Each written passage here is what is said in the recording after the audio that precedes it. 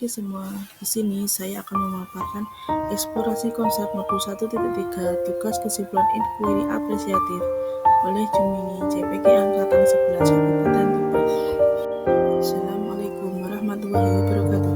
Salam bahagia untuk semuanya. Di sini saya akan memperkenalkan fasilitator, pengajar penggerak, dan CGB. Bu Ika Novasari sebagai fasilitator, Bapak Mudi Wibowo sebagai pengajar praktek, dan saya Jumini CGB Angkatan 11.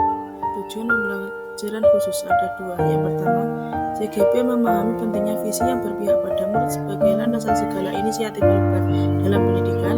Yang kedua, CGB memahami mengapa dan bagaimana manajemen perubahan dengan pola pikir positif melalui pendekatan inquiry apresiatif dilakukan.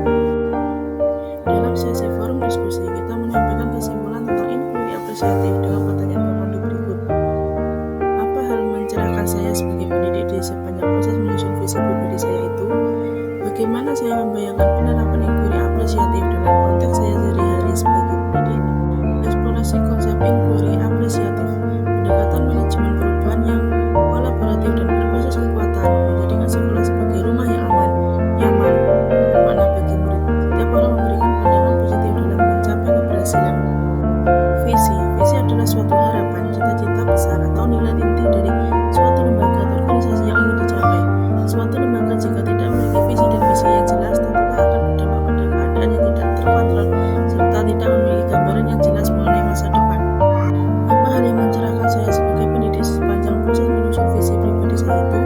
Sebagai seorang pendidik, saya mendapat pencerahan dan motivasi untuk terus mengembangkan diri dan berusaha menggerakkan orang lain untuk sama-sama bergerak dan berkolaborasi untuk mencapai tujuan bersama. Bagaimana saya membayangkan penerapan inquiry apresiatif dalam konteks saya sehari-hari sebagai pendidik? Sebagai pendidik, saya dapat menerapkan pendekatan inquiry apresiatif ini untuk menggali dan mengembangkan potensi setiap anak sesuai dengan bakat dan minatnya. Jadi pendekatan ini bisa menjadi metode untuk mencapai visi. Melalui pendekatan inquiry apresiatif dengan tahapan Bagja, maka peran penting guru dan mewujudkan Merdeka Belajar Pendidikan Global dan murid yang berprofil pelajar Pancasila, yaitu 1. Menjadikan lingkungan sekolah menjadi rumah kedua murid, 2. Menerapkan pembelajaran berbasis digital, 3. Mengadakan pembelajaran yang berpusat pada murid dan Merdeka Belajar, 4. Mengadakan kegiatan sekolah yang melibatkan guru, murid, dan orang tua, 5. Menumbuhkan kepemimpinan murid, 6. Mengembangkan potensi murid sesuai bakat dan minatnya.